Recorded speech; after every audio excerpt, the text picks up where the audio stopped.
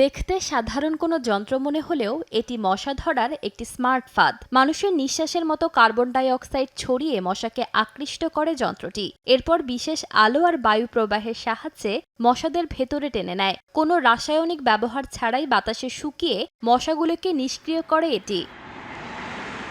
চীনের জিয়ানহাং জেলার বিভিন্ন পার্কে পরীক্ষামূলকভাবে বসানো হয়েছে এমন 10টি স্মার্ট বায়ো মসকুইটো ট্র্যাপ। মাত্র 20 দিনের পরীক্ষামূলক কার্যক্রমে এসব যন্ত্রে ধরা পড়েছে 1 লাখেরও বেশি মশা। ফলে পার্কগুলোতে কমেছে মশার উৎপাত।